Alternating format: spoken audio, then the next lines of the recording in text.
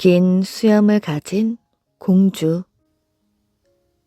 옛날 당나라 때 한 선비가 나라의 명을 받아 사신을 모시고 길을 떠나게 되었습니다. 이들이 갈 곳은 바다 건너에 있는 신라국이었습니다. 배를 타고 얼마쯤 갔을까 갑자기 바람이 심하게 불더니 파도가 높아지고 있었지요. 배는 금세 뒤집어졌고 선비는 물에 빠져 정신을 잃었습니다. 얼마 뒤 선비가 눈을 떴습니다. 그러자 낯선 사람들이 자신을 내려다보고 있었지요. 이제 정신이 드십니까? 여기가 어디지요? 여기는 장수국으로 동해 바다에 있는 섬나라입니다. 파도에 떠밀려 온 것을 저희들이 구해서 모셔왔지요. 이리하여 선비는 장수국에서 살게 되었습니다. 그런데 장수국 사람들은 모두 수염을 기르고 당나라 말을 쓰며 좁은 땅에 많은 사람들이 모여 있었지요. 하지만 먹을 것은 늘 넘쳐났습니다. 선비는 장수국 곳곳을 돌아다녔는데 만나는 사람마다 선비를 공손히 대하였지요. 어느 날 선비가 사는 집에 수십 대의 마차가 들어섰습니다. 마차에서 내린 사람들이 말하였지요. 저희들은 대궐에서 왔습니다. 대왕님께서 선비님을 모셔오라고 하셨습니다. 장수국 임금은 선비를 정성스레 대접하며 말했습니다. 나를 도와 이 나라를 위해 일해주지 않겠소? 우리는 그대처럼 뛰어난 인재가 필요하오.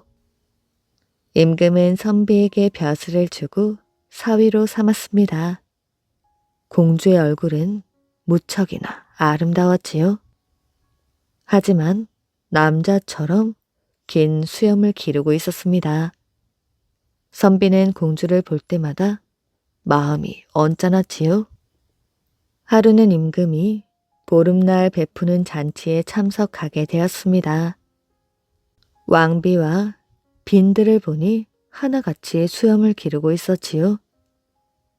선비는 그것을 보고 한편에 시를 썼습니다. 잎이 지는 꽃은 아름답지만 수염이 있는 여인들은 아름답지 못하네. 장인어른, 여자들의 수염을 자르게 하십시오. 수염 있는 것보다 아름다워 보일 것입니다. 임금은 이 시를 보고 웃으며 말했습니다. 그대는 공주가 수염을 기르고 있는 것이 못마땅한 모양이군. 우리나라 여인들에게 수염을 자르라 하지 마라. 이것은 오랜 옛날부터 전해 내려오는 풍습이라 시간이 지나면 그대도 여자들의 수염에 익숙해질 것이요. 그 뒤부터 선비는 수염에 대해 아무 말도 하지 않았습니다. 세월은 빠르게 지나갔지요. 선비는 공주 아이 사이에서 일남이녀를 두었습니다. 선비가 장수국에 온 지 10년이 지난 어느 날이었습니다. 선비는 대궐에 들어왔다가 무거운 공기를 느꼈지요. 어쩐 일인지 임금과 신하들이 근심스러운 표정을 짓고 있었습니다. 임금은 선비를 보더니 눈물을 흘리며 말했습니다. 우리 장수국이 머지않아 큰 재앙이 닥칠 것 같네. 그대가 나서지 않으면 우리 모두 망하게 될 것이야. 선비는 깜짝 놀랐습니다. 그게 정말입니까? 나라를 구할 수 있다면 제 목숨도 바치겠습니다. 제가 앞으로 어찌해야 할지 알려주십시오. 정말 고맙네. 배 한 척을 내어줄 터이니 장수국을 떠나 용궁으로 가도록 하게. 용왕님을 만나면 동해바다 7번째 섬 장수국에 큰 재앙이 닥쳤으니 꼭 구해달라고 간절히 청해보게. 우리나라는 너무 작아 용왕님이 잘 모르실 수도 있으니 우리나라에 대해 자세하게 말씀드리고 재난에서 벗어나게 해달라고 부탁을 해보게. 선비는 임금이 마련해준 배를 타고 용궁으로 갔습니다. 배는 금방 어느 섬에 닿았지요. 섬 사람들은 머리에 관을 쓰고 땅에 끌리는 긴 옷을 입고 있었습니다. 용왕님을 뵈러 왔습니다. 아주 급한 일입니다. 선비가 지나가는 사람을 붙잡고 이렇게 말하자 그 사람은 선비를 용궁으로 데려다 주었지요. 무슨 일로 나를 찾아오셨소? 용왕님, 저는 동해 바다 7번째 섬 장수국에서 왔습니다. 장수국에 큰 재앙이 닥쳤지요. 용왕님께서 꼭 구해주셔야 합니다. 그런 나라가 있었나? 용왕은 신하를 불러 명령했습니다. 장수국이라는 나라에 큰 재앙이 닥쳤다는구나. 어찌된 일인지 자세하게 조사하라. 신하는 물러갔다가 금방 돌아왔습니다.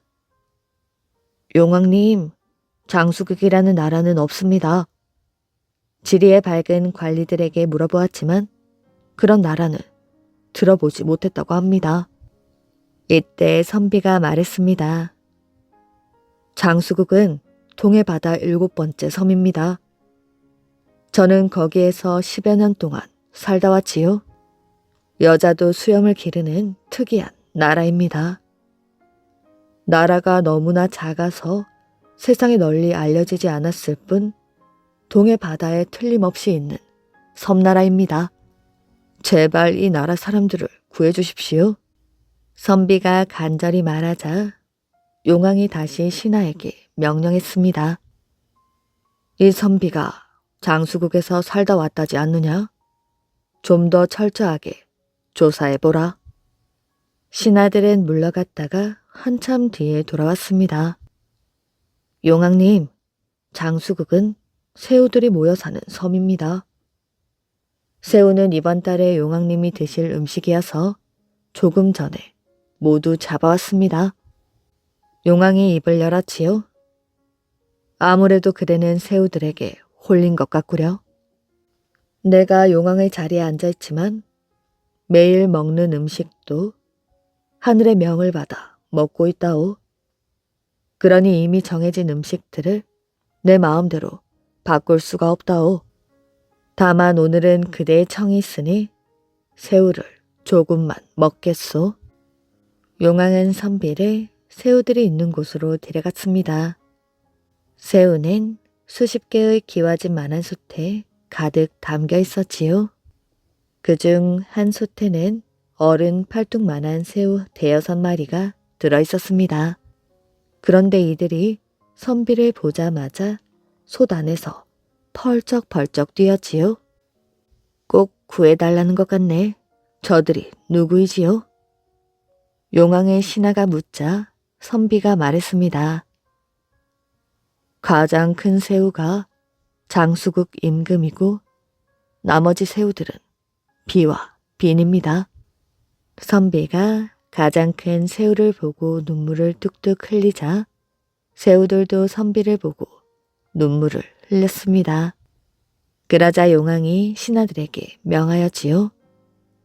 저 솥에 있는 새우들을 몽땅 놓아 죽어라. 그리고 이 선비에게 2 사자를 붙여 당나라로 데려다 주어라. 선비는 용궁을 떠나 하루 저녁 만에 고향에 돌아왔습니다. 고맙습니다. 선비가 인사를 하려고 돌아보니 2 사자는 어느새 큰 용으로 변해 있었다고 합니다. 첫째 부인이 버린 아들. 옛날 어느 나라에 딸만 8을 둔 왕이 있었습니다. 왕은 아들이 없는 것이 늘 불만이었지요. 복도 없지. 남들은 잘 낳는 아들을 난 하나도 얻지 못했으니 내가 죽으면 누가 임금 자리를 물려받는단 말인가? 하루는 왕이 이런 생각을 했습니다. 왕비가 아들을 못 낳는다면 새로 왕비를 하나 더 얻어서 아들을 낳게 해야겠다. 젊은 여자라면 어쩌면 쉽게 아들을 낳을지도 모르지. 왕은 왕비를 찾아가 자기 결심을 털어놓았습니다. 왕비가 대답하였지요. 제가 아들을 낳지 못해 둘째 왕비를 맞아들이시는 것을 말리지는 않겠습니다. 그렇게 해서라도 아들을 원하신다면 어쩔 수 없는 일이지요. 그런데 조건이 있습니다. 둘째 왕비를 궁전으로 불러들이지 말고 정원에 집을 지어 거기서 살게 해주십시오. 그러지요. 그리해 드리리다. 왕은 왕비의 요구를 받아들였습니다. 그리하여 궁전 밖에 있는 정원에 작은 집 한 채를 지었지요. 둘째 왕비로 뽑은 여인은 결혼한 지 1년 만에 남편을 여인 젊은 과부였습니다. 둘째 부인은 정원의 별채에서 살게 되었지요. 그런데 집안을 돌보는 하인들이 그 둘째 부인을 홀대하기 시작했습니다. 마주쳐도 인사조차 하지 않고 함부로 대하였지요. 걸핏하면 밥을 주지 않기도 했습니다. 둘째 부인이 하인들에게 업신여김을 받는 것은 첫째 부인 때문이었습니다. 첫째 부인은 하인들에게 둘째 왕비를 철저하게 푸대접하라고 명령했던 것이었지요. 둘째 부인은 하루하루가 살 얼음을 밟는 듯 불안하기만 했습니다. 그러던 어느 날 둘째 부인의 몸에 이상을 느꼈지요. 아이를 가진 것입니다. 둘째 부인은 이 소식을 먼저 왕에게 알렸습니다. 기다리던 반가운 소식이구려. 아들 하나만 낳아주시오. 첫째 부인도 둘째 부인의 임신 소식을 들었습니다. 첫째 부인은 안절부절 못하였지요. 둘째가 아들 낳으면 어쩌지? 그럼 나는 찬밥 신세를 면치 못할 텐데. 그녀는 너무나 불안했습니다. 시간은 흐르고 흘러 어느새 아이를 낳을 날이 며칠 남지 않았지요. 첫째 부인은 둘째 부인을 궁전으로 불러 마주 앉았습니다. 얼마 뒤면 몸을 풀 텐데 당분간 궁전에 와서 지내거라. 아이를 낳을 때가 가까울수록 혼자 집에 있는 게 아니다. 황비마마, 감사합니다. 그 대신 내 말을 명심하거라. 내가 시키는 대로 하란 말이지. 난 이제까지 딸만 8명을 낳았다. 그런데 너마저도 딸을 낳는다면 대왕 마마께서는 실망이 크실 것이야. 만일 딸이라면 강에 내다 버리는 편이 나을 것 같구나. 대왕 마마께는 죽은 아기를 낳았다고 이야기할 것이야. 둘째 부인은 첫째 부인의 말을 따르기로 했습니다. 그렇게 하여 둘째 부인은 궁전으로 거처를 옮기게 되었지요. 며칠 뒤 진통이 왔습니다. 첫째 부인이 찾아와 부드러운 목소리로 말하였지요. 아프더라도 조금만 참거라. 눈을 가리고 있으면 아픔이 좀 가라앉을 것이야. 이 말을 들은 둘째 부인은 눈물이 날 만큼 고마웠습니다. 왕비 마마는 겉으로는 쌀쌀해 보여도 속마음은 따뜻한 분이시구나. 잠시 뒤 깊은 밤에 둘째 부인은 귀여운 아기를 낳았습니다. 첫째 부인이 살펴보니 사내 아이였지요. 어머나, 딸이네. 첫째 부인은 큰 소리로 외쳤습니다. 딸을 낳았네. 이를 어쩌지? 첫째 부인은 아기를 포대기에 싸며 거짓말을 했습니다. 둘째 부인은 눈을 천으로 가리고 있어 아기를 볼 수 없었지요. 딸을 낳았으니 강가에 내다 버리도록 하겠다. 첫째 부인은 이렇게 말하며 아기를 안고 방에서 나갔습니다. 궁전은 쥐 죽은 듯이 조용했습니다. 첫째 부인은 모래 강변에 아기를 버렸지요. 그리고 불이 나게 궁전으로 돌아왔습니다. 그런데 첫째 부인이 아기를 버리는 광경을 강가 오두막집에 사는 한 할머니가 보았습니다. 이 할머니는 그녀가 왕비라는 것을 알고 있었지요. 할머니는 버린 아기를 데려왔습니다. 무슨 사연이 있다는 것을 짐작할 수 있었지요. 첫째 왕비는 왕에게 둘째 왕비가 죽은 아기를 낳았다고 알렸습니다. 저런 변이 있나? 아들을 바랐더니 나쁜 일까지 생기는구나. 왕은 절망감에 빠졌습니다. 한편 버려진 아기는 할머니 손에 거두어져 무럭무럭 자랐지요. 10년이 지나자 아이는 의젓한 소년이 되어 할머니의 일을 곧잘 거들었습니다. 할머니는 자신이 앞으로 살 날이 얼마 남지 않았다는 것을 알았지요. 그래서 죽기 전에 소년의 부모님을 찾아줘야겠다고 마음 먹었습니다. 할머니는 소년의 부모님이 누구인지 잘 알고 있었지요. 어느 날 할머니가 소년에게 말했습니다. 얘야, 부모님이 보고 싶지 않니? 예, 하지만 돌아가셨다고 하셨잖아요. 아니다, 돌아가시지 않았단다. 두 분 다 살아 계신단다. 예? 그게 정말입니까? 부모님은 지금 머나먼 남쪽 나라에 살고 계시단다. 그곳까지 가려면 여행 허가를 얻어야 하니 나와 함께 궁전으로 가자꾸나. 할머니는 소년의 손을 잡고 궁전으로 갔습니다. 소년은 웅장한 궁전 건물을 보고 벌린 입을 한동안 다물지 못하였지요. 궁전을 지키는 문지기에게 할머니가 말했습니다.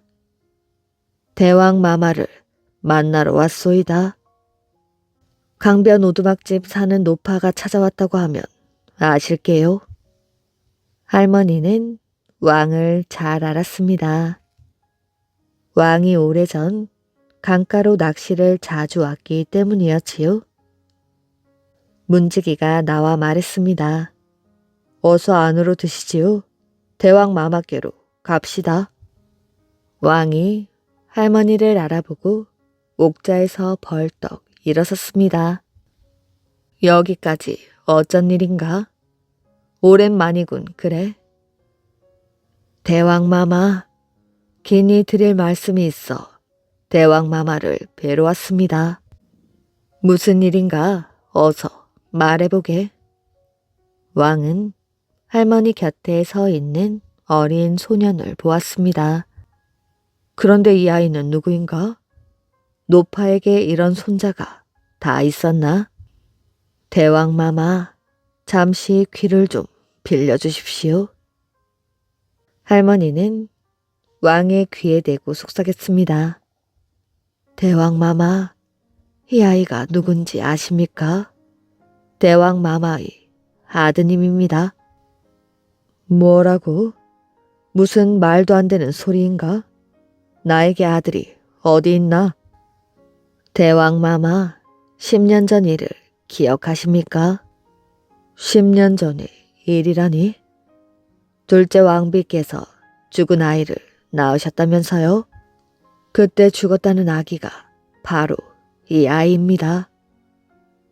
첫째 왕비께서 둘째 왕비께서 낳으신 왕자님을 강변에 내다 버리셨습니다. 쇳내가 그 광경을 두 눈으로 똑똑히 보았지요. 그때 버려진 왕자님을 제가 거두어 10년 동안 키워드렸습니다. 그럼 이 사실을 왜 이제야 말하는가? 혹 둘째 왕비께 피해가 가지 않을까 해서요. 또 제가 적적하고 외로워 자식 삼아 키우고 싶은 욕심이 앞서서 그만 하루 이틀 미루다가 세월만 보내고 말았습니다. 왕은 한동안 멍하니 있다가 소년의 얼굴을 자세하게 보았습니다. 그 얼굴에 둘째 왕비의 모습이 담겨 있었지요. 그리고 눈과 코를 보면 영락없는 자기 얼굴이었습니다.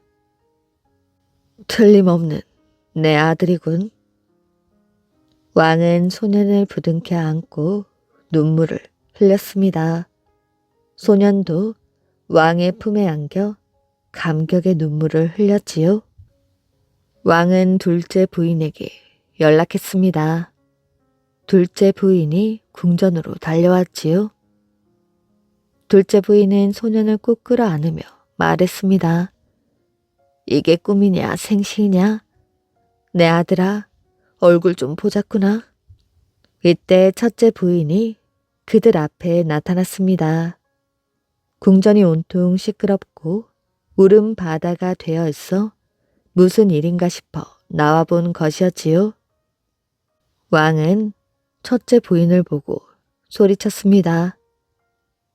이런 요망한 것, 사람의 탈을 쓰고 어찌 그런 흉악한 짓을 한단 말인가? 이 아이가 바로 네가 내다버린 아이다. 첫째 왕비는 왕의 말을 듣고 얼굴이 새파랗게 질렸습니다. 왕은 첫째 왕비를 멀리 귀양 보내었지요. 꿈에도 생각지 못한 아들을 얻은 왕은 아들과 둘째 부인을 궁전으로 불러들여 행복하게 잘 살았다고 합니다. 오이 속에서 태어난 여인. 옛날 어느 마을에 맹씨와 강씨가 살고 있었습니다. 이 두 집은 서로 의지하며 한 가족처럼 지내었지요. 그러던 어느 해 맹씨네가 정원에 심은 오이가 덩구리 울타리를 타고 넘어가면서 강씨네 집 안에서 열매를 맺었습니다. 그런데 오이 생김새가 보통 오이와는 아주 달랐지요.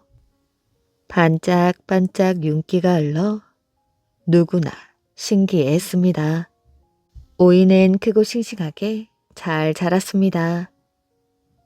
주수할 가을이 되자 오이는 두 집담 중간에 걸쳐지게 되었습니다.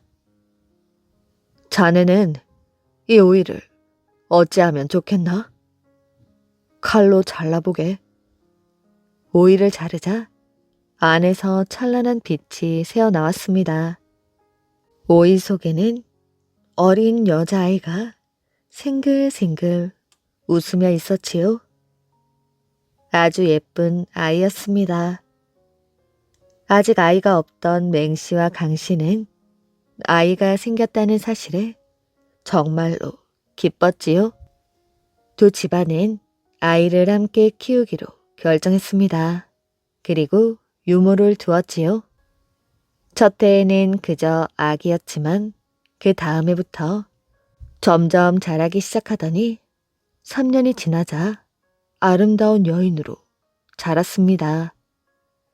이제 그녀에게도 이름이 필요하였지요. 이 아이는 우리 두 집안의 아이니까 맹강녀라 부르는 게 어떨까? 이때부터 그녀를 맹강녀라 불렀습니다. 당시 진시황은 만리장성 축조에 여념이 없었습니다. 공사가 유독 늦어지자 어떤 일꾼도 집으로 돌려보내주지 않았지요. 더군다나 하늘에 태양이 12개나 떠 있어서 낮만 계속되었습니다. 그리고 하루에 겨우 한 끼 식사만이 제공되어 배고파 죽은 사람, 노역에 지쳐 죽어간 사람이 셀 수 없을 정도였습니다. 그 무렵 어느 마을에 범희량이라는 서생이 살고 있었는데 진시황이 성을 쌓기 위하여 닥치는 대로 사람을 잡아들인다는 소문에 겁을 먹고 도망을 갔습니다. 그는 한참을 달리어 몰래 어느 집 뜰 안으로 숨어들었지요. 바로 맹신애였습니다. 맹강녀와 그녀의 하녀가 밖에 나와 산책을 즐기다가 나무 시렁 아래 사람이 숨어 있는 것을 보고 깜짝 놀랐지요. 맹강녀가 소리를 질렀습니다. 저기 사람이 있어. 하녀가 그곳을 쳐다보니 아니나 다를까 정말 사람이었습니다. 소리치지 마십시오. 제발요. 절 좀 구해주십시오. 저는 지금 도망 중입니다. 맹강녀는 범이량의 외모를 보고 그가 서생임을 단번에 알아챘고 그의 수려한 외모에 경계심을 늦추었습니다. 그녀는 이 사실을 아버지께 알렸고 맹씨는 흔쾌히 그 청년을 안으로 들어오게 했습니다. 자네는 어디서 왔는가? 또 이름은 무엇인가? 성은 범가이며 이름은 희량이라고 합니다. 북쪽에서 왔습니다. 황제께서 성 축조를 위해 사람을 무자비하게 잡아간다고 들었습니다. 도망을 치는 것 말고는 달리 방법이 없었지요. 맹씨는 그 청년의 솔직한 대답이 마음에 들었습니다. 좋네. 그럼 여기서 지내게나. 맹강녀도 이미 장성했으니 혼처를 정해야 할 때가 되었어. 맹씨의 부부는 그 문제에 관하여 친구인 강씨와 상의했습니다. 내가 보기엔 저 청년이 좋을 듯한데 대릴 사위로 삼는 것이 어떻겠나? 그거 좋은 생각이군. 범이랑도 그들의 결정에 아주 기뻐하였지요. 일은 일사천리로 진행되어 친지와 손님을 초청하여 결혼식을 올렸습니다. 그런데 맹씨의 친척 중에 형편없는 사내가 하나 있었지요. 그는 맹씨에게 아들이 없다는 점을 이용하여 계략을 꾸미고 있었습니다. 그는 늘 저 집 대릴 사위는 내가 딱이지 라고 생각해 왔는데 범이량이 등장한 것이었지요. 그래서 화가 나서 견딜 수가 없었습니다. 결코 그 사실을 받아들일 수 없던 그는 몰래 관가로 달려가 범이랑을 고해 바쳤지요. 맹씨 집에 노역군이 숨어 있습니다. 그놈 이름은 범희량이라고 합니다. 혈량은 노역군이라는 말에 당장 그자를 잡아들이라고 했습니다. 날이 어두워지자 손님들이 하나둘씩 돌아가고 맹강녀와 범이랑도 막 신방에 들어갈 준비를 하고 있었습니다. 그런데 갑자기 관원들이 들이닥쳐 아무 설명도 없이 범이랑을 끌고 가버렸습니다. 맹강녀는 남편이 잡혀가는 모습을 보고 한참 동안 멍하니 있었지요. 정신이 들고 난 뒤 울부짖기 시작하였지만 소용이 없었습니다. 아버지께 애원해 보았지만 별 도리가 없기는 마찬가지였지요. 시리에 빠져있던 그녀는 며칠 뒤 아버지를 뵙고 이렇게 말했습니다. 서방님을 찾아 떠나겠어요. 그래, 그리 하려무나. 그리고 그녀에게 얼마의 돈과 그 친척을 딸려 보내주었습니다. 그러나 이 친척의 됨됨이가 형편없음은 이미 앞에서 말한 그대로였지요. 그는 남편을 찾아가는 맹강녀에게도 차마 입에 올리지 못할 말을 짓거렸습니다. 그 녀석은 끌려가자마자 죽었을 게 뻔하잖아. 네가 보기엔 난 어떠냐? 나와 같이 사는 게 더 낫지 않겠어? 친척 남자는 길을 가는 내내 그녀를 희롱했습니다. 맹강녀는 그가 수작을 부리고 있음을 알아챘지요. 좋아요. 그렇게 해요. 그 대신 먼저 중매쟁이가 필요하다는 사실은 알고 있겠지요. 남자가 맹강녀의 말에 잠시 생각에 잠겼습니다. 이런 산골에서 중매쟁이를 어찌 구한담? 지금은 어쩔 수 없는 상황이니 그럼 저 골짜기에 피어있는 꽃이라도 꺾어 오십시오. 정말 진심인가 본데? 그는 이렇게 생각하며 골짜기를 향해 내달렸습니다. 그런데 골짜기에 다다른 순간 멈칫했습니다. 골짜기 아래로 절벽이 펼쳐져 있어 도저히 아래로 내려갈 수가 없었기 때문이었지요. 만약 당신이 산의 대장부이고 남들만큼 용감하다면 이 밧줄을 타고 내려가세요. 한쪽 끝은 내가 잡아주겠어요. 남자는 맹강녀에게 밧줄 한쪽 끝을 잡게 하고 다리를 벌벌 떨면서도 밧줄을 꽉 잡고 절벽에 매달렸습니다. 순간 맹강녀는 잡고 있던 밧줄을 놔버렸지요. 그는 계곡 아래로 떨어져 비참한 최후를 맞았습니다. 혼자 남은 맹강녀는 자신을 추스르면서 성축조 현장까지 내달렸습니다. 도착한 뒤 며칠 동안 남편을 찾아 헤매고 다녔지만 그는 어디에도 없었지요. 맹강녀는 한 늙은 노역자와 우연히 마주치게 되었습니다. 할아버지, 혹시 범희량이라는 젊은이가 여기에 있나요? 아마 새로 왔을걸. 지금 어디에 있나요? 옆에 다른 사람이 대답했습니다. 못 본 지 며칠 되었죠. 아마 죽었을걸요. 그럼 시신이라도 있겠지요?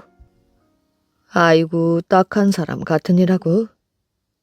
여기서 시신은 신경도 쓰지 않는다고. 벌써 성벽의 토대로 다 묻혔지. 그 말을 들은 맹강녀는 눈에서 눈물이 흐르더니 마침내 통곡하기 시작했습니다. 그녀의 통곡에 하늘도 감동을 했는지 성벽이 와르르 무너져 범이랑의 시신이 드러나게 되었지요. 그녀는 시신을 끌어안고 목이 터져라 울었습니다. 그런데 갑자기 관원들이 그녀를 둘러싸더니 한마디 말도 없이 그녀를 밧줄로 묶어 관과로 끌고 갔습니다. 그녀의 미모에 반한 현령은 그녀를 진시황에게 보내었지요. 진시황은 그 현령에게 포상으로 엄청난 재화를 주고 승진을 시켜주었습니다. 진시황은 맹강녀를 차지하였지만 맹강녀는 결코 두 지아비를 섬길 여인이 아니었습니다. 달리 방법이 없었던 진시황은 자신의 후궁들을 보내어 그녀를 설득해 보았지만 이것도 소용없는 짓이었습니다. 그러던 어느 날 완강한 태도를 보이던 맹강녀가 드디어 꾀를 내었습니다. 좋습니다. 혼인을 하겠어요. 먼저 제 소원 3가지를 들어주신다면 혼인하겠습니다. 어서 말해보라. 첫 번째 소원은 고승을 불러 49일 동안 불경을 읊게 해주십시오. 불쌍히 죽은 남편의 영혼을 구제해주고 싶습니다. 진시황은 곰곰이 생각에 잠겼다가 대답했습니다. 좋다. 들어주마. 두 번째 소원은 폐하께서 직접 상복을 입고 영정 앞에서 국을 3번 해주시는 것입니다. 진시황이 잠시 머뭇거렸습니다. 그 소원은 들어줄 수 없겠구나. 다음을 말해보거라. 소원을 들어주시지 않는다면 나머지 소원도 말하지 않겠습니다. 아무리 설득해도 그녀는 꿈쩍도 하지 않았습니다. 진시황은 그녀를 바라보며 이렇게 생각하였지요. 정말 눈이 부시도록 아름답군. 오냐, 두 번째 소원을 들어줄 터이니 3번째 소원을 말해보거라. 3번째 소원은 저와 함께 사흘 동안 바다 여행을 다녀오는 것입니다. 그 사흘이 지나면 폐하의 청을 들어드리겠습니다. 세 번째 소원은 간단하군. 모두 들어주마. 진시황은 상복을 준비시켰습니다. 그는 직접 상복을 입고 상주 노릇을 했습니다. 이제 바다 여행을 다녀오는 일만 남았지요. 진시황은 꼭 가마를 준비시켜 맹강녀와 함께 바닷가에 도착했습니다. 가마에서 내린 맹강녀는 몇 발을 뗀 뒤 진시황을 밀치고 물속으로 풍덩 빠져버렸습니다. 속았다는 생각이 든 진시황이 채찍 간산편을 소매에서 꺼내 바다를 향해 내리치자 바닷속에는 바위가 쌓여갔습니다. 맹강녀를 바위에 깔려 죽게 하려는 심산이었지요. 그러나 그의 행동은 용왕에게 걱정을 안겨주었습니다. 만약 바위가 모두 바닷속으로 빠진다면 용궁이 파괴될 것이 뻔하였기 때문이었지요. 총명한 용왕의 딸이 그를 안심시켰습니다. 아버님, 걱정 마십시오. 제가 가서 그 채찍을 훔쳐오겠습니다. 제가 맹강녀로 변하여 그와 결혼을 한 뒤 훔쳐오겠습니다. 그럼 다녀오거라. 공주는 죽은 맹강녀로 변신하여 육지로 올라갔습니다. 맹강녀로 변한 공주가 말하였지요. 폐하, 제가 사흘 동안 바다를 여행하자고 하지 않았습니까? 아직 이틀도 채 안 됐는데 벌써 이 바다를 바위로 메울 생각을 하시는군요. 진시황은 맹강녀가 살아 돌아왔다는 것이 꿈만 같았습니다. 공주는 그와 100일 동안 부부로 지내다가 진시황의 간산편을 훔쳐 도망쳤습니다. 진시황은 채찍이 사라진 뒤 아무것도 할 수 없었습니다. 진시황은 도인에게 채찍 간산편을 얻었지만 결국 용왕의 딸에게 빼앗기게 된 것이었습니다. 짐승으로 변한 백발 노인. 토주나라 토주골에 사람도 귀신도 아닌 백발 노인이 살고 있었습니다. 그 이름은 삼두구미였지요. 삼두구미는 아내가 죽자 후처를 드리려고 사람들이 사는 마을로 갔습니다. 가다가 나무꾼을 만났는데 아주 가난하게 보였지요. 나무꾼의 이야기를 들어보니 입에 풀칠이라도 하려고 삭정이를 줍는다는 것이었습니다. 삼두구미는 부잣집에 중매를 설 테니 딸을 팔라고 했습니다. 나무꾼은 돈을 받고 큰딸을 내주었지요. 큰딸은 삼두구미를 따라 깊은 산중 높은 집으로 갔습니다. 다음날 삼두구미는 두 다리를 뽑아서는 큰딸에게 주었지요. 마시를 다녀올 테니 그동안 이 다리를 먹어야 한다. 큰딸이 두려움에 벌벌 떨었으나 이미 엎질러진 물이었습니다. 생각다 못한 그녀는 마른 너를 들추고 두 다리를 숨겼지요.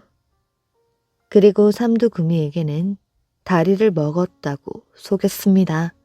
삼두구미는 정말인지 알아봐야 한다며 소리를 질렀습니다. 내 다리야, 어디 있느냐? 그러자 마른 널 밑에서 예 하고 대답하는 소리가 들렸지요. 그러자 삼두구미는 머리 셋에 꼬리 9 달린 요괴로 변하더니 큰딸을 죽이고 말았습니다. 삼두구미는 다시 백발 노인으로 몸을 바꾸어 나무꾼의 집으로 갔습니다. 나무꾼을 속여 둘째 딸을 데려왔으나 둘째 딸 역시 두 다리를 먹지 못하여 죽임을 당하였지요. 삼두구미는 다시 나무꾼의 집으로 갔습니다. 며칠 뒤면 언니들이 친정 나들이를 올 터인데 가져올 물건이 많아서 셋째 딸이 가서 도와야 한다고 했습니다. 셋째 딸은 아무 의심 없이 따라 나섰지요.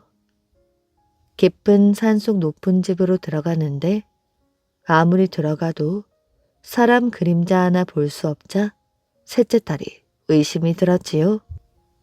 우리 언니들은 어디 있나요? 삼두구미는 잔소리 말라며 죽일 듯이 야단을 쳤습니다. 두 다리를 뽑아 들이밀고는 이것을 먹어야 살 것이라고 협박을 하였지요. 셋째 딸은 두려움을 꾹 참고 갖은 아양을 떨다가 넌지시 물었습니다. 그런데 할아버지는 뭐가 가장 좋아요? 이 다리를 먹는 사람이 가장 좋지. 그럼 뭐가 가장 싫어요? 날달걀과 동쪽으로 뻗은 버드나무 가지와 무쇠 덩어리. 왜 싫어요? 삼두구미는 별걸 다 알려 한다며 마실을 나갔습니다. 셋째 딸은 날이 새도록 궁리를 하다가 장작 불을 태워 다리를 태웠습니다. 남은 뼈는 천으로 둘둘 감아 배에 둘렀지요. 그리고 날달걀과 버드나무 가지, 무쇠 덩어리를 숨겨두었습니다. 열흘 때 되는 어느 날 삼두구미가 돌아왔지요.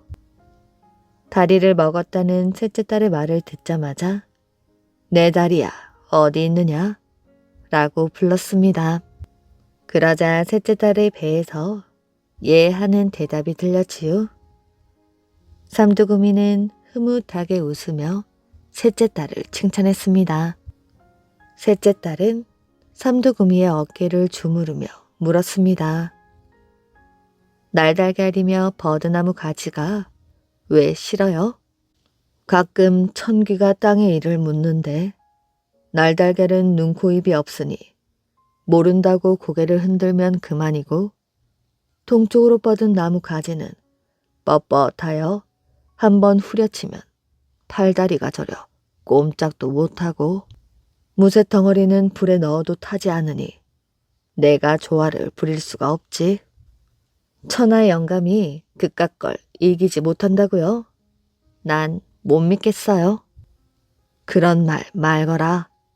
날달걀을 맞으면 얼굴이 까져서 앞을 못 보고 무쇠 덩어리를 맞으면 가슴이 답답해져 살 수가 없느니라.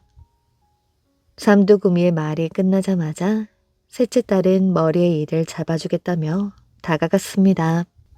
그리고는 슬그머니 날달걀과 버드나무 가지와 무쇠 덩어리를 내놓았지요. 삼두구미는 손을 내저으며 물러서더니 머리 셋에 꼬리 아홉인 요괴로 변했습니다. 땀을 뻘뻘 흘리며 치우라고 소리를 지르자 셋째 딸이 태연하게 대답했습니다. 그게 무슨 말이에요? 나도 영감 말이 정말인지 알아보려고요. 그러고는 버드나무 가지를 마구 휘두르니 삼두구미가 기겁을 하며 달아났습니다. 셋째 딸은 날달걀과 무쇠 덩어리를 던졌지요. 삼두구미는 발악을 하며 소리를 지르더니 축 늘어져 죽어버렸습니다. 셋째 딸은 언니들을 찾아 나섰지요. 방방이 다 뒤져도 보이지 않으니 울면서 언니들을 불렀습니다. 그런데 그때 어디선가 이 방에 있단다 라는 소리가 들렸지요. 소리를 따라가 보니 앙상한 뼈만 굴러다니고 있었습니다. 셋째 딸은 눈물을 흘리며 치맛 자락에 뼈들을 주워 담았습니다. 그리고 집으로 돌아가 아버지와 함께 고이고이 묻어주었다고 합니다. 사라진 젓가락. 옛날 조선시대에 영남 지방에 심한 가뭄이 계속될 때 있었던 일입니다. 한치 성을 가진 사람이 동네 부사로 부임해 왔는데 부임하자마자 부사는 논바닥이 갈라져서 하늘을 쳐다보며 한숨만 짓는 백성들의 우울한 얼굴을 보았습니다. 백성들의 모습을 본 부사는 무슨 결심을 했는지 그가 묵고 있는 객사 앞에 장작을 쌓게 했습니다. 내가 백성을 다스리는 관장으로 이곳에 와서 이런 참상을 보게 되는 것은 나의 부덕에서 오는 까닭이므로 스스로 죽을 것을 각오했다오. 내가 죽은 뒤 부디 백성들이 편안하게 살아가길 빌 뿐이오. 부사는 하인들에게 장작에 불을 지피라고 했습니다. 그러나 감히 나서서 불을 지필 사람들이 없었지요. 부사가 다시 엄한 어조로 하인들을 꾸짖자 한 하인이 눈물을 머금고 장작에 불을 지폈습니다. 장작 더미 위에 태연히 앉은 부사의 옷깃에 불이 붙을까 말까 할 때였지요. 갑자기 하늘에 검은 구름이 몰려들더니 빗방울이 떨어지기 시작하는 것이었습니다. 비는 연이틀 계속 내려서 개울에는 물이 콸콸 넘쳐 흘렀으며 오랜만에 백성들의 얼굴에는 웃음꽃이 피기 시작했습니다. 한 부사는 동네 부사로 있는 동안에 언제나 백성을 위하는 훌륭한 부사로서 이름이 높았으며 후에 정승까지 오르게 되었습니다. 그 당시 조정에서는 백성들에게 술을 금하던 때였고 또한 당쟁도 아주 심하였지요. 어느 날 조회에 들어오는 한정승의 얼굴이 술에 취한 모습이 완연했습니다. 이 모습을 본 반대파는 이 기회를 놓치지 않았지요. 상감마마, 만백성의 귀감이 되어야 할 정승이 나라에서 그만 술에 취하여 엄숙한 조회에 나오다니 이를 그냥 둘 수 없사옵니다. 이에 한 정승은 말씀을 올리기 황공하오나 소신은 매년 9월 9일에 꿈속에서 옛 부사로 있던 동네에 가서 술과 음식을 대접하사옵니다. 지난 밤에도 꿈속에서 마신 술의 취기가 아직 덜 가신 듯 하옵니다. 그 당시 나라에서는 재앙에만 술을 쓰게 했으므로 반대파들은 재앙을 핑계대는 비겁자라며 반박했습니다. 한정승이 다시 입을 열었지요. 그라운데 또 한 가지 신기한 일이 있어옵니다.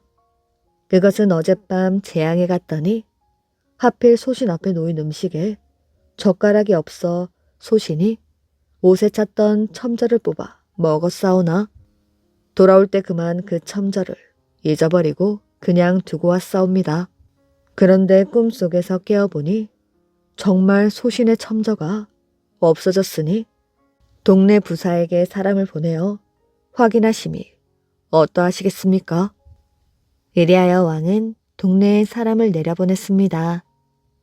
이때 마침 동네에서는 재앙 때 차렸던 재물을 치우다 보니 한 부사 자리에는 젓가락이 놓여있지 않고 첨저가 놓여 있었으므로 모두들 이상하다며 법석대고 있었지요.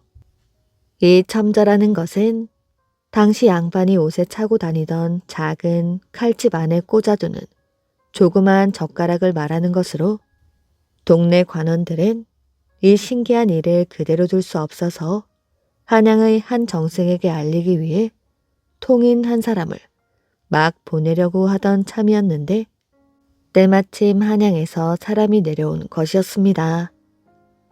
한양에서 온 관원은 재앙을 지내게 된 곡절에서부터 제사상에 놓인 첨저에 이르기까지 이모저모를 물었지요. 그러자 동네 관원들이 말했습니다. 그렇지 않아도 일이 하도 이상하여 한양으로 사람을 올려 보내려던 차였습니다. 그러고는 첨저를 내놓았지요. 관원은 한양으로 되돌아가서 왕에게 첨저를 올리며 동네에서 보고 들은 것을 모두 사실대로 고했습니다. 워낙 한 정승이 청렴 결백한 사람인 줄로 믿고 있던 왕은 이 보고를 받자 더욱 그를 신임하여 오래오래 정승의 자리에 있도록 했다고 합니다. 귀신을 팔아버린 남자. 옛날 어느 마을에 송정백이란 사람이 살고 있었습니다. 하루는 송정백이 밤길을 가다가 앞서 걸어가는 사람을 보았지요. 심심하던 차에 잘 되었군. 길동무를 만났으니 말이야. 거기 가시는 분이 누구요? 그러자 그 사람은 걸음을 멈추고 뒤돌아보았습니다. 나 말이요. 귀신이요. 송정백은 이 말을 듣고 머리끝이 쭈뼛쭈뼛해졌습니다. 이럴 때일수록 정신을 바짝 차리자. 송정백은 떨리는 가슴을 가까스로 가라앉히고 퇴연한 척 귀신을 바라보았지요. 그러자 귀신은 송정백을 물끄러미 바라보더니 이렇게 되물었습니다. 뒤따라오시는 분은 누구요? 나 말이요. 나도 귀신이요. 송정백은 거짓말을 했습니다. 귀신은 반갑다는 듯이 송정백과 나란히 걸으며 또 물었습니다. 어디에 가시오? 아무 고을에 가고 있어. 그래요? 나도 그 고을에 가는데. 송정백은 귀신과 이런저런 이야기를 하며 몇 리를 걸어갔습니다. 귀신이 말했습니다. 당신은 무슨 걸음이 그리 느리오? 나란히 걷다가는 마을에 닿기도 전에 날이 새겠소. 차라리 서로 업어주며 가는 게 어떨까요? 그 대신 빠른 걸음으로 걷는 거요. 우리 귀신은 무겁지 않으니 그리 걸을 수 있을 것이오. 그거 재밌겠네. 그럽시다. 송정백이 먼저 귀신에게 업혔습니다. 귀신은 송정백을 업고 몇 리를 가고 나서 고개를 갸우뚱했습니다. 이상하네. 왜 이리 무겁지? 당신 귀신 맞아요? 송정백은 당황하지 않고 그럴듯하게 둘러대었습니다. 내 귀신이 된 지 얼마 안 돼요. 몸이 좀 무거운 것이오. 그렇게 10리쯤 가서 교대를 했습니다. 귀신은 전혀 무겁지가 않았지요. 아무것도 없지 않고 맨몸으로 가는 것 같았습니다. 그렇게 몇 번 서로 업어주고 나니 송정백이 물었습니다. 당신은 귀신이 된 지 오래되었지요? 어차피 나도 귀신으로서 앞으로 사람을 상대해야 하니 주의할 점이 있으면 가르쳐 주시오. 나는 귀신이 무서워하거나 피해야 할 것이 무엇인지도 모르거든요. 그러자 귀신이 친절하게 알려주었습니다. 사람을 상대할 때에는 침을 조심하시오. 사람이 침을 뱉으면 우리 귀신들은 겁에 질려 꼼짝도 못한다오. 들길을 지나자 냇가가 나왔습니다. 당신이 먼저 냇물을 건너시오. 송정백의 말에 귀신이 먼저 냇물을 건넜지요. 그런데 신기하게도 물소리가 들리지 않았습니다. 그 다음 송정백이 첨벙첨벙 물소리를 내며 냇물을 건넜습니다. 그러자 귀신은 또다시 고개를 갸우뚱했습니다. 어째서 물소리가 나지? 당신 정말 귀신 맞아요? 아까 말했지 않았소? 내 귀신이 된 지 얼마 안 돼요. 냇물을 건너는데도 아직 서투르다오. 그러니 제발 내게 귀신이 맞느냐는 말을 좀 하지 마시오. 송정백은 가려던 마을에 거의 다다르자 갑자기 귀신을 번쩍 들어올려 자신의 어깨 위에 올려놓았습니다. 마치 귀신이 무동을 탄 격이었지요. 이게 무슨 짓이오? 귀신은 송정백의 어깨 위에서 소리를 꽥꽥 질러대었습니다. 그러나 송정백은 들은 척도 하지 않았습니다.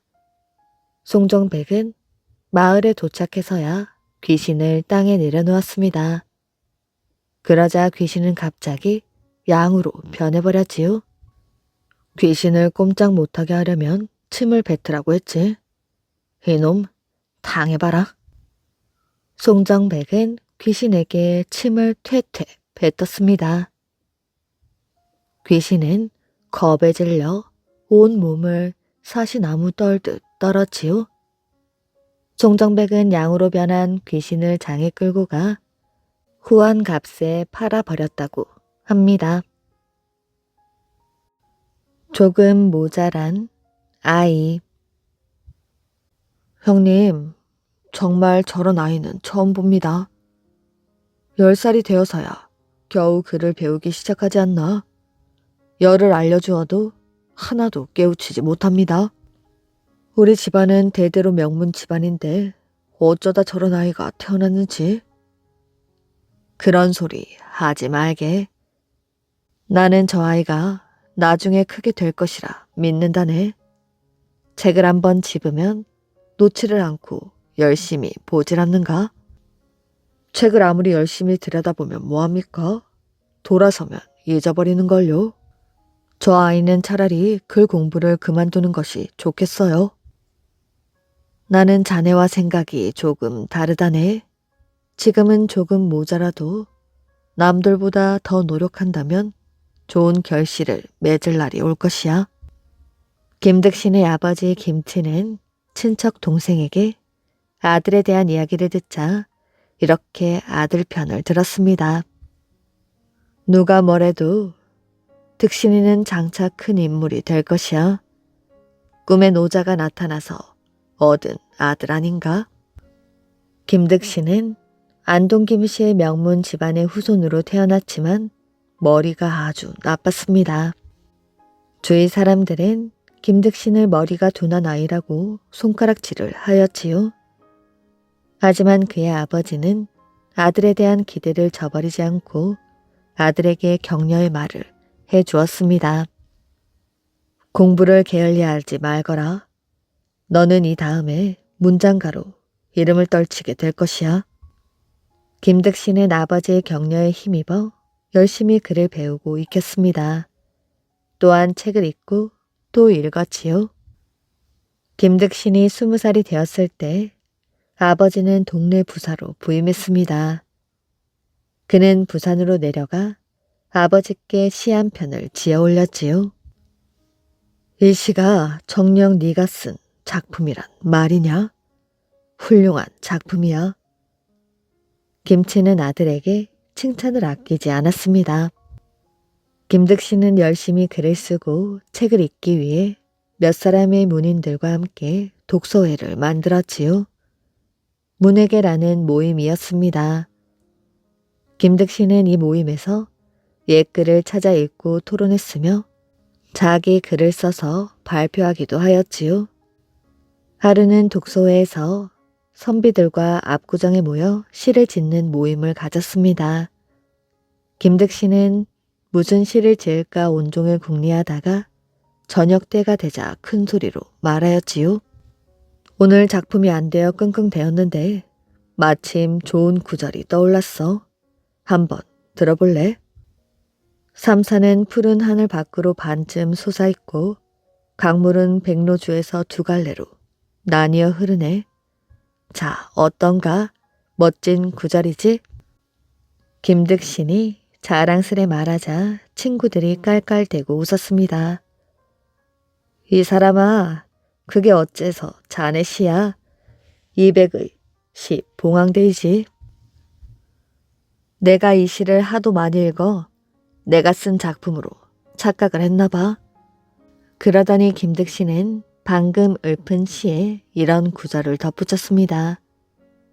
1000년 전 200이 나보다 먼저 좋은 시를 얻었으니 나는 저녁 노을에 붓을 던지고 서루를 내려오네.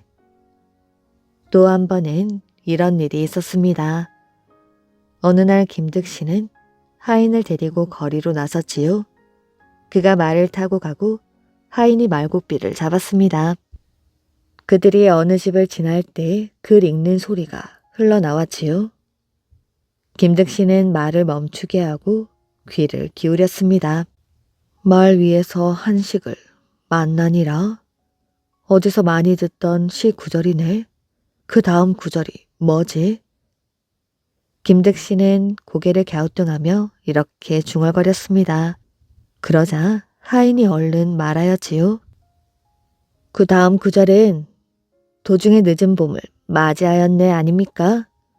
김득신이 깜짝 놀랐습니다. 네가 그 시를 어찌하느냐? 대단하구나. 앞으로는 네가 말을 타고 내가 말고삐를 잡아야겠다. 네 재주가 나보다 나으니 말이다. 나리도 참 날마다 읽으시는 시가 아닌가요? 하도 들어서 제 귀에 딱지가 안 잡는걸요. 그렇지. 그는 여전히 머리가 나빴습니다. 날마다 수없이 읽는 글도 기억하지 못할 정도였지요. 김득신이 가장 많이 읽은 글은 사마천의 사기, 백이전이었습니다. 은나라 신하인 백이와 숙제 형제가 지조를 지켜 주나라 음식을 먹지 않고 수양산에 들어가 굶어 죽었다는 내용이었지요. 김득신은 이 글을 11만 번을 넘게 읽었다고 합니다. 하지만 그렇게 많이 읽었어도 그는 어느 날 하인과 함께 그 글을 듣고 한 구절도 기억하지 못하였지요. 오히려 그 글을 줄줄 외운 것은 그의 말을 끄는 하인이었습니다. 김득신은 시도 때도 없이 백이전을 읽었습니다. 심지어 딸이 죽어 장례 행렬을 따라갈 때에도 손에서 백이전을 놓지 않았고 부인이 죽어 친척들이 곡소리를 할 때에도 거기에 맞춰 백이전을 읽었다고 합니다. 김득신은 결혼 전부터 독서광으로 처갓집에 알려져 있었지요. 혼례를 올리던 날 장모는 일부러 신방에 있는 책들을 모조리 치워버렸다고 합니다. 이런 김득신은 또 다른 기록을 세웠습니다. 환갑이 다 된 나이에 과거 시험을 급제를 한 것이었지요. 그러나 그는 나이가 많아 벼슬길로 나아가지 않고 시골에서 책을 읽으며 여생을 보냈다고 합니다. 효심이 담긴 정자. 정조는 영조의 둘째 아들인 장원세자와 해경궁 홍씨 사이에서 태어났습니다. 정조는 어린 나이에 아버지를 잃었지요. 아버지 장원세자는 정조가 어렸을 적 뒤주에 갇혀 목숨을 잃은 사도세자였습니다. 할아버지인 영조는 정조를 끔찍하게 사랑하였지요. 그래서 아들을 대신하여 손자에게 왕위를 물려주었습니다. 정조는 할아버지의 뒤를 이어 어린 나이에 왕위에 올라 어진 정치를 베풀어서 백성들로부터 우러름을 받았지요. 정조는 효심 또한 지극했습니다. 아버지가 일찍 세상을 떠났기 때문에 아버지에 대한 그리움이 밀려올 때면 장원세자의 묘가 있는 수원 현능원을 찾아가곤 하였지요. 원래 장원세자는 양주 배봉산 자락에 묻혀 있었지만 왕위에 오른 정조가 한양에서 가까운 수원으로 묘를 이장하도록 했습니다. 정조는 자신이 죽으면 아버지 묘 옆에 묻어달라고 유언을 할 정도로 항상 아버지를 그리워했습니다. 오늘날의 윤건능은 장원세자의 묘인 육능과 정조의 묘인 건능을 합한 이름이었지요. 정조가 아버지의 묘가 있는 수원으로 가기 위해서는 노들강을 건너야 했습니다. 노들강은 지금의 한강을 말한답니다. 이 노들강을 건너기 위해서는 다리가 필요하였지요. 당시만 하여도 노들강에는 다리가 없었기 때문에 배를 다리처럼 연결해야 했습니다. 이것을 배다리라고 불렀지요.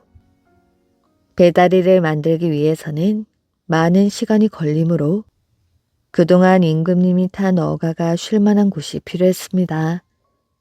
정조가 휴식을 취하며 점심을 들었던 곳이 바로 용양봉 저정이었지요. 용양봉 저정은 점심을 들던 곳이라고 하여 주정소라고도 불리며 정조 13년에 지어졌다고 합니다.